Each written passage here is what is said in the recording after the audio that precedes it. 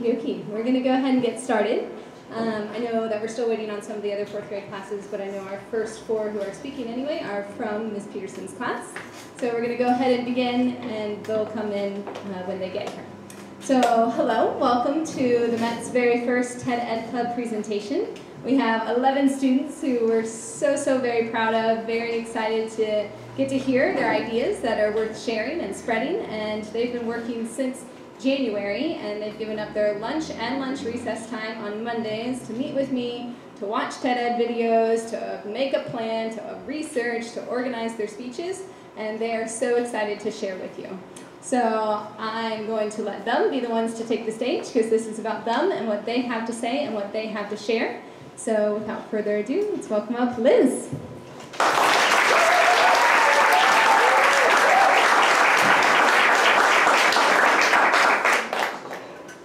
My name is Elizabeth Turner, and today I'm going to be talking to you about the importance of family game night. In the past, me and my family would play games every day. We would do a different game every day. We would play games like Monopoly, Crazy Eights, Racco, Uno, etc. I can always remember sitting on the table with the game spread out or the cards with every player of the game. But now that's all in the past. Now in the present, we still play games, but just not as seriously as we did in the past. We still play games, but not as many as I said in the past. And whenever I try to get their attention in the afternoon, they're always busy doing stuff. Usually my dad is at work in traffic, my mom is making dinner, my brother's playing computer games, and usually my little brother is at the park. And I'm usually alone just watching TV, and I can remember those days when we used to always play together when there was no traffic, so that we would always be together. Now, there's many reasons why families don't play games anymore. One reason is because they're always too busy for you. They always make excuses like, I'm on the phone, or I'm playing my computer game, I'm about to go to the park, or I'm going to go to the grocery store. You never really have time to actually connect with your family. So I made a survey to see how many students in this school play together. And the first question that I asked them was, do you ever play games with your family? Only 86.8% said yes, and 51.1% said no. So that clearly explains that some families don't really play as much. And then I asked the question, do you think it is important to play games with your family? 81.5% said yes, and only 18.5% said no, which is very surprising because I was actually kind of happy that at least a lot of students actually think it's important to play games. The main reason I think that families don't play anymore is mostly because families these days care about money and their phones.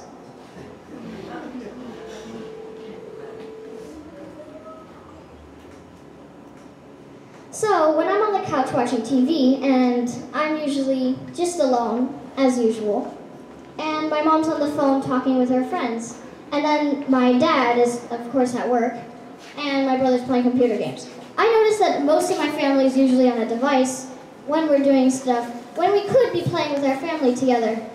But instead, we're using on our phones, Snapchatting each other's stuff.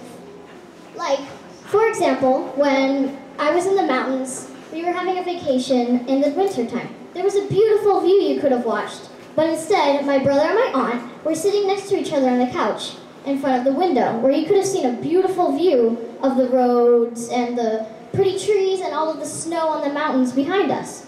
But instead, they Snapchatted each other's stuff about, like, should we go on for a walk today? Oh, maybe we should play a game. No, let's just keep Snapchatting each other's stuff. Sending each other photos of themselves when they're sitting right next to each other. You could literally, physically, just turn to the side and you could talk to them. Turn back around, look outside, see the view. You could go for a walk if you wanted to, instead of Snapchatting each other, texting each other, FaceTiming each other's stuff when you're sitting right beside them. It's a little bit crazy. So, now this is why I personally think it's disappearing. One reason is because usually, ever since devices came out, which is a little bit about this TED Ed talk that I did, ever since they came out, computers, iPads, laptops, phones, the families just kind of split apart. They would do their own thing on their phone instead of listening to each other face to face. You could have done that instead of looking at your phone while you're trying to check your email and stuff, and your family members, your kids are sitting on the couch bored, having nothing to do. You could have just talked to them instead of being on your phone. This part connects to why you should actually play games together. Because if you're playing games together, then you can talk to your family while you're having fun with them, which is usually the main part of having a family.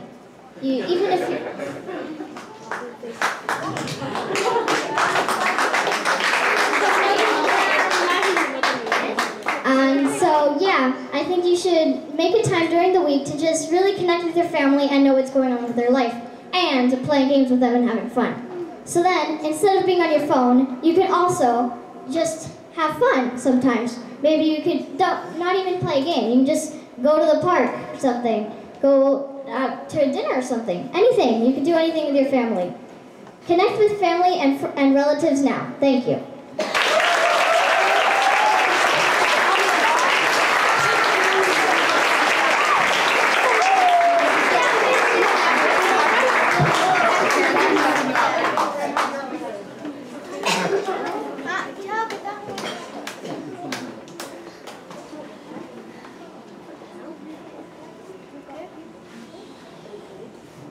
Oh, sorry, I forgot you were there. Hello, everybody. I'm Gabriela Jimeno, and today I will talk to you about a pretty important topic. Have you ever wondered, how does it feel to be ignored by a person with a phone? Well, it actually doesn't feel good. In my opinion, it feels worse than being ignored without a phone. Actually, being ignored is not good, and also it's not good to do it. But being ignored by a phone is different, because it is a material thing that will come and go until the shop makes a new one. I know about this issue in our world today because I have lived this. Did you know my own cousins have ignored me for their cell phones? I'd get quiet and felt how I grew sadder by every second. The use of cell phones can impact people's emotions and relationships with others. That also reminds me of that 22 out of 24 people have been ignored by people with their cell phones. But I also understand that sometimes we do need our cell phones, but do we need them all the time? But here's a big question. How do you stop using your cell phone in daily life? And here's my answer. Only use your phone for important things. For example, calling someone that you really need to call, like your mom or your dad or grandfather, or to send a really, really, really important email. The rest of the time, just enjoy spending time with your family, because they will stay and not come and go like cell phones. Thank you.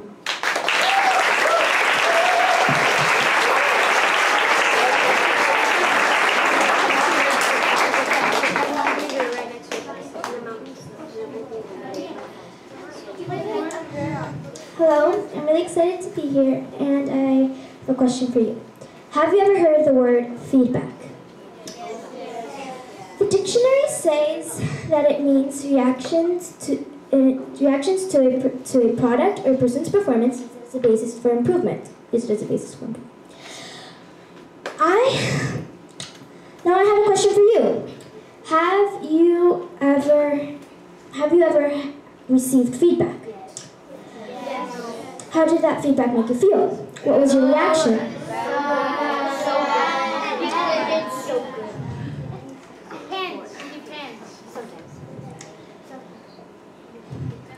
Today I'm going to talk to you about that reaction and how that it affects your daily life. I'll give you an example. Your teacher tells you did badly on a test. She tells you need to work harder. If your reaction to that feedback was, no, I work hard enough, you're the one giving me the bad grade, you're the one who's being unfair, then you're not having a good reaction. You're kind of isolating yourself and stopping an opportunity of, growing. But if you were to say, yeah, maybe she's right, she or he's right, yeah, I should maybe work harder, then you would be accepting feedback and you would probably have a better result.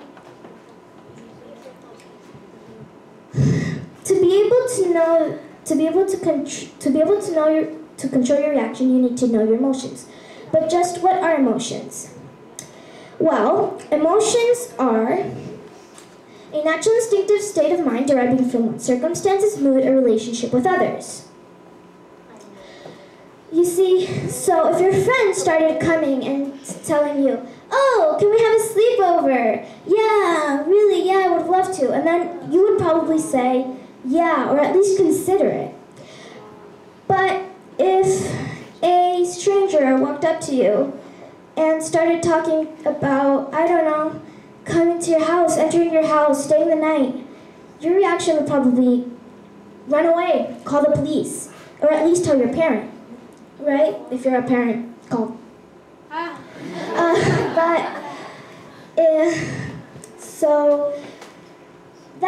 This is because your emotions towards your best friend are happy. I want to be with this person. But your emotions towards a stranger on the street asking to enter your house is, well, scared, angry, don't want to be with that person. So, as you can see, emotions really affect your reaction. Now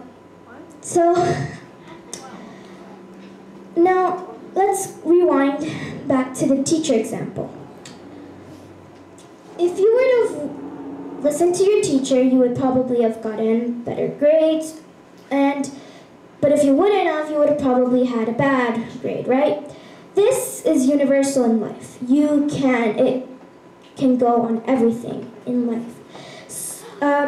Now, I want to tell you about a summary of something I've read. How your emotions towards the outside world, your reaction, affects how the outside world views and reacts to you. I find this really interesting because it shows that everything you do towards has a reaction, especially in emotions and showing how you feel. So now let me go more personal. You see, I've been in the swimming team for 4 years, and in those 4 years, I've never passed to the next lane. A lane! What does a lane have to do with anything? Well, for you, it might be nothing, but for me, it means quite a lot. You see, since I've been in the swimming team for 4 years, the next lane kind of means like a place where you swim, part of a pool. So in competitive pools, they have lanes like they have right there, one line. So in the swimming team, we don't have enough lanes for one individual, so we have different lanes that keep on different types. If you're in lane 1, you're in the slowest lane, you're not fast, you're not that efficient. If you're in the second lane, you're fast, yeah, you're efficient. And if you're in the third lane, you're even faster and even more efficient. Now, I've been in the first lane for 4 years, sorry. And yeah, I've seen people come and go from the lane. And I got very frustrated. Very, very frustrated. At one point, I even wanted to leave the swimming team. I told my mom to call my coach, tell her I was out. But my mom told me, no, you need to tell her. You need to go tell her face to face that you're out of the team. So we met up. I told her, I'm out. I don't want to be in the swimming team anymore. But she asked me, why? Why do you want to go out of the swimming team? I said, because, well, I have to wake up at 5:30 every morning. 2, because everyone's super competitive. And 3, because I'm not in the next lane. Her answers were that I was the one making the sacrifice and that, yeah, I should, if I'm not okay with that sacrifice, I could go out of the team. Two, and that I should do, that everyone's expected to be competitive, everyone's expected to work hard, and that's just something that's expected if you're in swimming because it's a competitive sport. And three, that the reason why she hadn't put me in the next lane was because I wasn't working hard enough. That's feedback. That last sentence, that's feedback. Now, I could have taken that feedback and said, like I have many times before, said, no, I'm working hard enough, you're the one who's not putting me in the next lane. I could have done that. But instead, I said, well, I am not working hard enough. She told me I was going for a pleasure swim. So I decided I'm not gonna go for a pleasure swim. So I woke up at 5:30 every morning, I worked hard, I was tired, I swam my butt off, but I was worth it. Because I think I haven't been in lane 1 for 4 years. I've been in lane 1 for 3 years and 11 months. Because right now, I'm officially in the next lane. Now, I have a question for you. What is your next lane, and what emotions have you not harnessed that are keeping you from it? Thank you.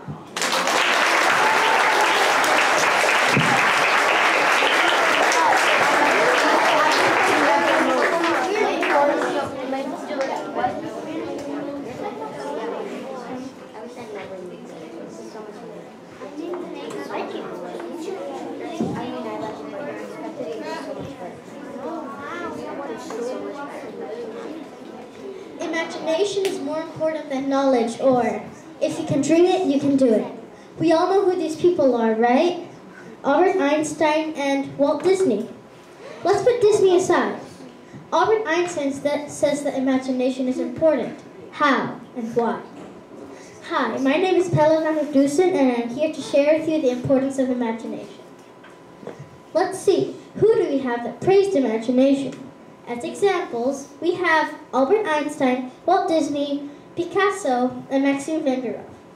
First, Albert Einstein was a very famous scientist that really praised imagination.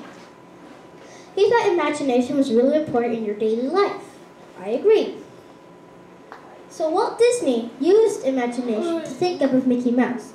If he didn't use imagination, Mickey or all the other Disney stories would not exist right now. Picasso did the same as Disney, but he used imagination to paint paintings. He used imagination in every single painting that he made, like for example, The Weeping Woman. Well, you may not know Maxim van der Rohe, but he is a world-famous violin teacher, and he makes a story of it for every single student he teaches. Well, I've watched a video of him teaching someone a song from Paganini, and he used this whole idea of this fairy tale castle with people dancing for him while he played. So I made a survey about imagination here at school. I had 30 people, 29 of them were kids, do it. And I saw that most people use their imagination in their daily life, 3 or more times a day. For more specific, they also said what they imagined most of the time in their life. For a more specific example, someone responded that they imagined a candy line. And other people responded that they imagined themselves playing soccer or getting an iPhone X. This evidence proves to me that they really are using their imagination. But kids also told me what the world would be without imagination. They told me it would be negative, useless, and life would be boring. I agree, because there would be no fun stories, no fun games, and no more fun things to do. Did you know that imagination helps you with homework or schoolwork? If you think this is false, I don't know what's wrong with you. It's true. Here's a story. One day in math class, we were doing a work where this kind of hard problem came up.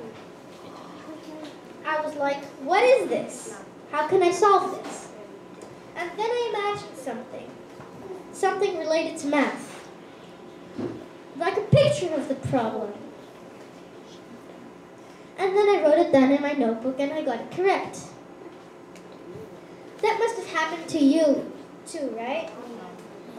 See, imagination helps you with work. When you solve a problem with a picture, that is the evidence that imagination can help you. And it's also called a picture problem if you want to know the name. Did you know that some specific video games can make your imagination violent? Like Halo or some war game. They make your imagination think you're aggressive, like when someone asks you for an idea, you could only think of this game that's related to fighting or some hurting people. Well, also, some studies say that Minecraft might be bad for the imagination, but other studies say that Minecraft is good for the imagination. It's like comparing and contrasting between video games. They still don't know. So, just in case, don't play video games too much. There are millions of other ways so that you can use your imagination. As you can see, imagination is pretty important. Imagination is what you dream. It's what you do. It's the reason you have fun. So use your imagination daily and you can have a lot of fun with what you're doing. As John Muir says, the power of imagination makes us infinite. Thank you.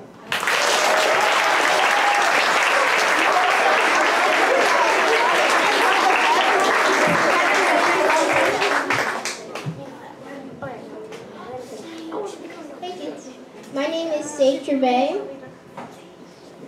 Have you ever had a great idea and adults just ignore you? Hello, my name is Sage Gervais, and my topic is kids have the right to be heard. Adults aren't bad. In fact, my parents help support most of my ideas. It's just that some others need a little time to grow on them. For example, I'm growing my hair out, and it's driving my mom crazy, but I think it's a symbol of freedom.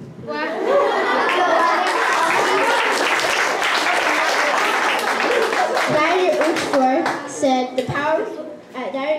the desire to create is one of the deepest yearnings of the human soul. Kids have had great ideas, and they should be encouraged to be creative. Did you know the popsicle was invented by an 11-year-old boy named Frank Epperson in 1905? He was stirring soda mix and put it in the cold. Then it froze and became the first popsicle ever. One of my friends named Diego said he wanted to make underpants that do everything for you when you're tired in the morning. I know it sounds silly, but I think it's a good idea. So my personal ideas that my parents actually helped me develop on are a cabinet that regenerates food for the poor, a flying car that can reduce traffic and will not land cars under it, and my most recent idea, if you came to my passion project, was a hovering wheelchair. It can get the disabled over rough terrain and stairs. Kids can do anything they put their minds to. Kids can even change the world. John Moy said, the power of imagination makes us infinite. Kids in Parkland didn't want their ideas on gun control to be ignored, so they organized a protest that people all over the world joined. Something I've done here at the Met to make a difference is become class rep. In doing this, I can share my ideas and my classes. What do you think kids can do? How about even if you're a kid like me, you can do anything you put your mind to? Thank you.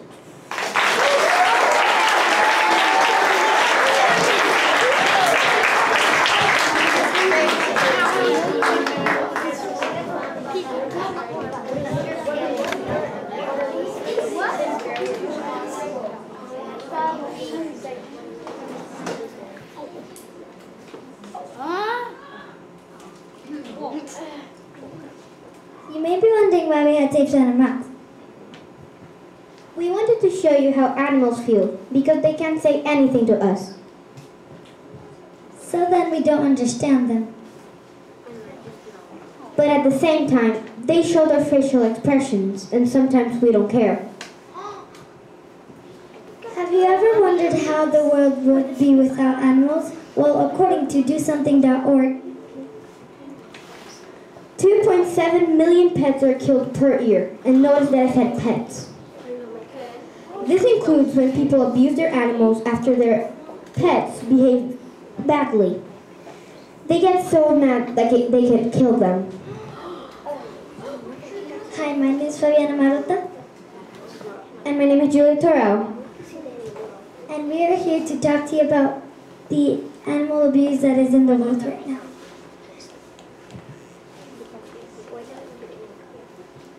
Jane Goodall once said, "The least I can do is speak for those who cannot speak for themselves." This sentence makes us think, why can't we all think like that?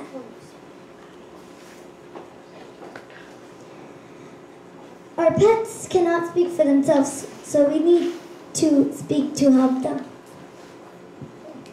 Some people think that animals are our slaves, and we can do whatever we want to do with them. Imagine if the animals would hunt us for our meat, and because they're polluting, we eat their trash and die. How would you like that? We would all be in a rare condition of being endangered. That's what animals are passing through right now. Because of us. Because of us, there are animals waiting for a miracle. Because of us, some animals are there, not cared, alone, homeless, and we're here doing nothing. What can you do then, you ask? Help.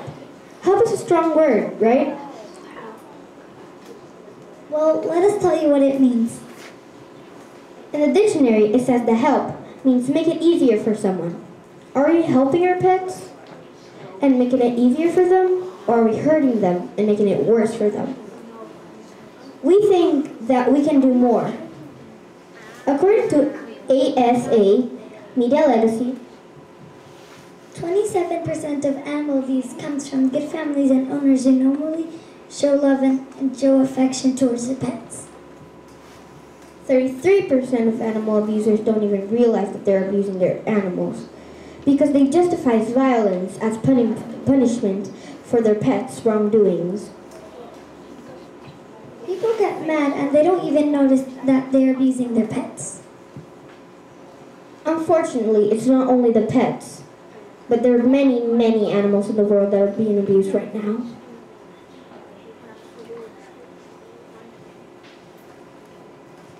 And fortunately, there are organizations helping.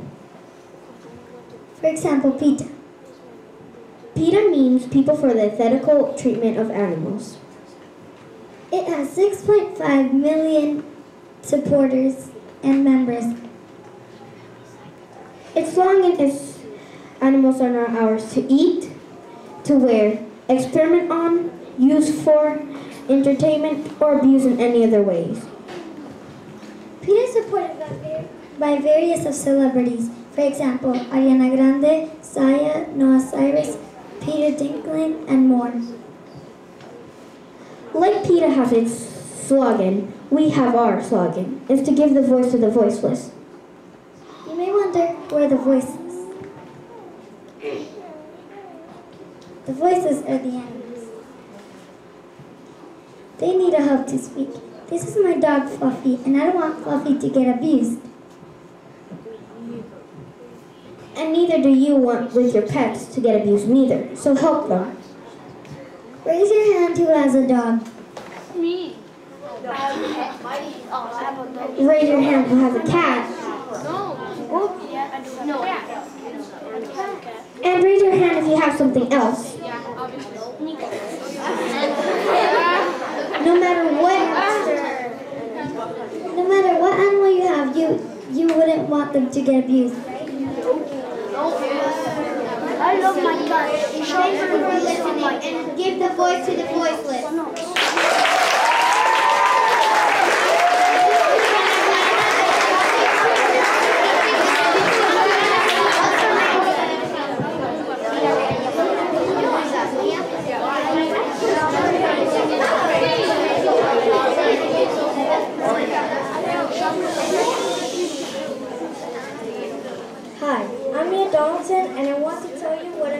an idea survey. With approximately 25 people, it was open to boys and girls at the net. I didn't choose who would do it or not. With the results of the survey, I noticed something in one of the questions. Who do you think has more opportunities in life? Boys, girls, or equal?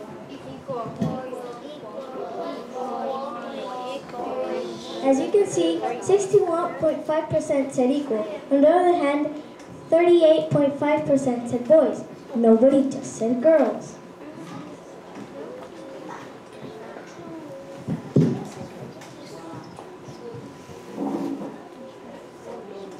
According to a survey that was done in the USA in 2015 by the company Always, 72% of the girls are scared to be themselves and believe that they can't do what they really want to do.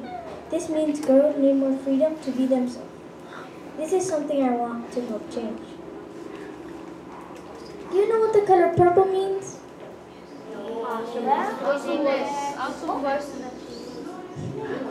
Well, it means boys and girls combined. Pink and blue together make purple. Fun fact, a long time ago, blue was referred as a girl color because it was calm, relaxing, and beautiful. And pink was referred as a boy color because it was strong, bright, and stood out. Keep that in mind. I want the world to be more purple. Not like blue, pink, two different things. I want the world to be more united instead of independent. We can change this problem by not excluding others by the gender. This is not only for girls, but a lot of boys also feel this way. This is a little video I did to show that we're all the same in our own ways.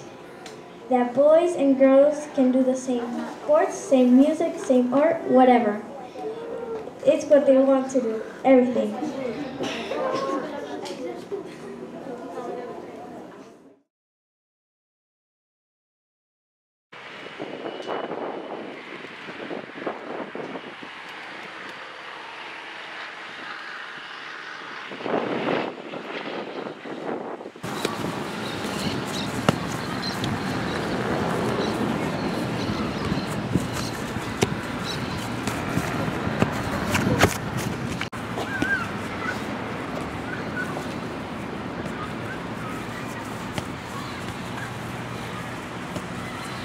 Can we play with you?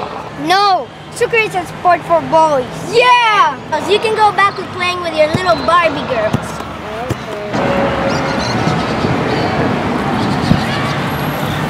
Hey guys, why don't you let them play?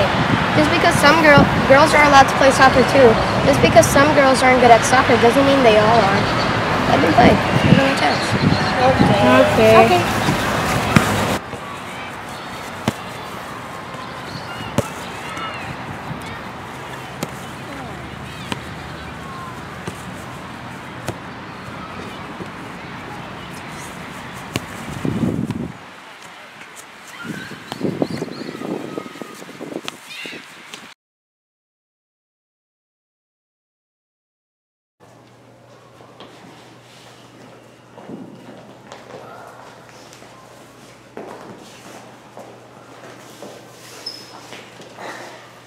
Boys can't do gymnastics, it's only for girls. Because boys aren't that flexible, they can't do gymnastics. What do you mean? Boys can also do gymnastics. They're like girls. They can do a backflip. They can do everything you can. Okay. All right, let's do this.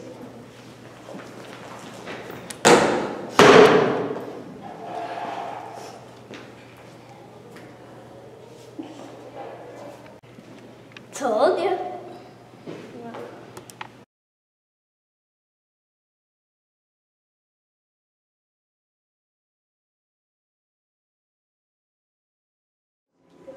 At the end of the video, boys and girls see that equality is important. Thank you.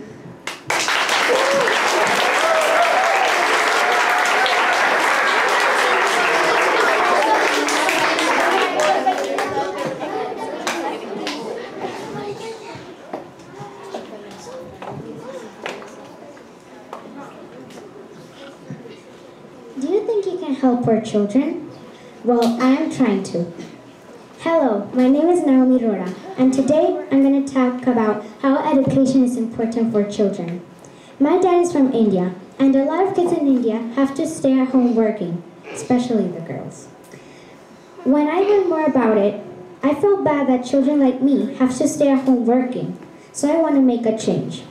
We have to thank our parents that they put us in school, because a lot of children don't go to school because their parents don't have money, and others might make fun of the ones who don't have education. Why is the world like this? It seems just money matters, but I think there should be free schools for children around the world so kids have education. Education allows you to go to the university. It helps you get a job, and then you can have an opportunity to get a better job.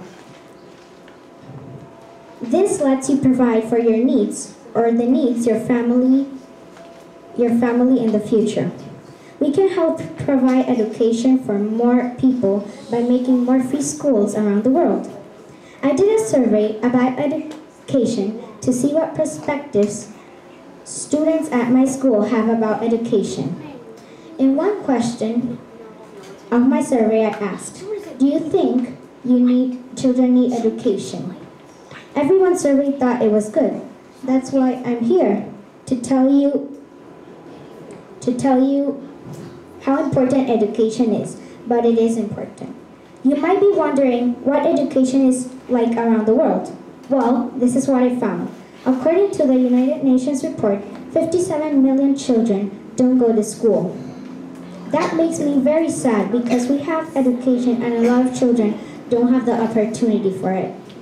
I think every child has a right to education in this world, and I think they need to get a chance to learn something. Education is valuable. Thank you for listening.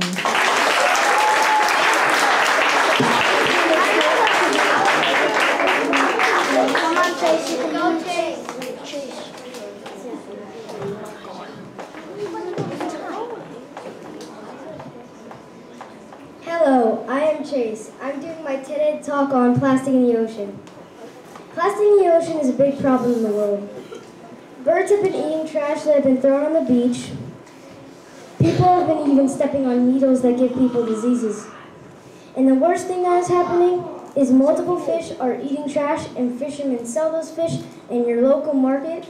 And when you buy the fish, you'll eat the plastics and you'll get sick. But I think it's not just people that are getting diseases, though. It's also the fish's environment that is getting flooded by trash. The fish are getting tricked by the trash that is pretending to be their next meal. I think you should start helping the environment and think about all the animals that are getting hurt and getting their environment destroyed. Even though this problem might seem unsolvable, people have been trying to help solve this problem in the world, like Boyan Slat. He came up with the idea to raise money and put a very big tube filled half with water and the other half with air to stretch it across a big part of the ocean that is filled with plastic. This invention is very helpful and can prevent the Pacific garbage patch from growing. Also, two surfers named Andrew and Pete, who also want their ocean clean, made a product that they work with their hearts and souls on to get their product to work. The product that I'm talking about is the bucket that the two of them made that sucks oils, plastics, and other pieces of trash into the bucket. These are called sea bins. Now, these are not just plastic. It's not just plastic that is harming the ocean. It is also nets, plastic containers, or boxes. There are so many things that can harm the ocean, and you don't even know it. So now you know how people are already helping and trying to influence other people to help plastic pollution. So when you walk out of this room, I want you to think what you can do to help this problem. Thank you for your time.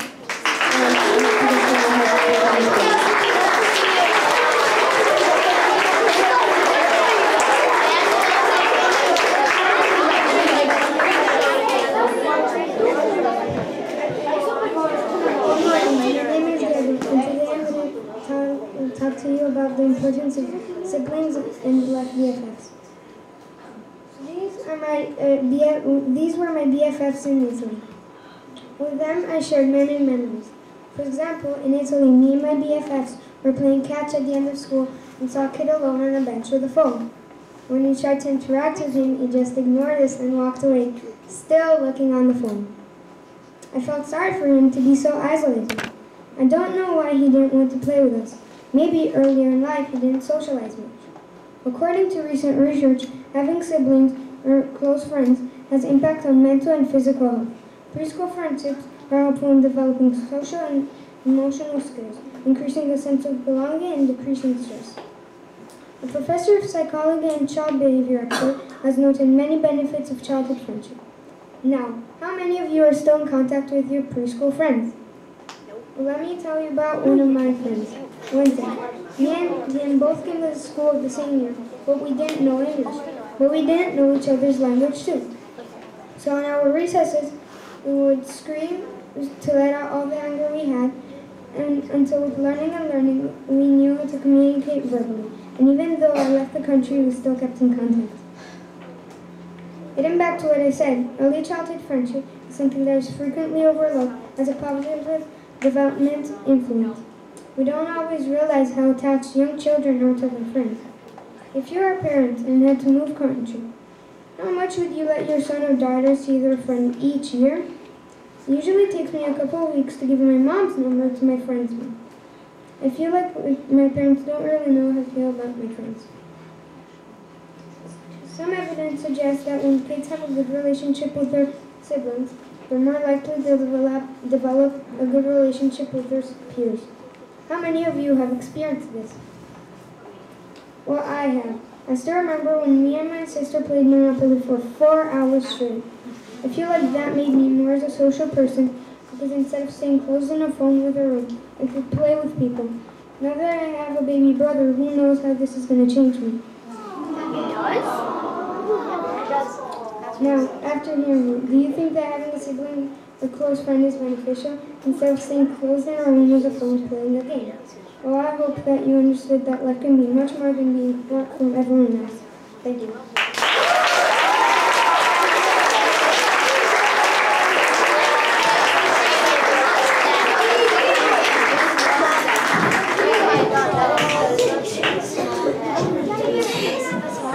So I know that the classes need to get out of here, but I wanted to get our TED Ed group up here for one last round of applause, and I have some certificates for them as well.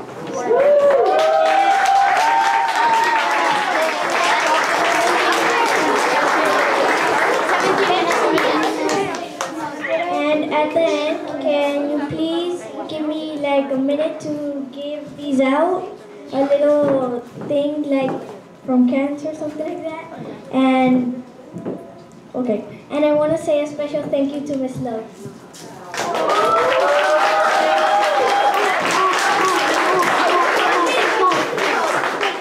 Thank you.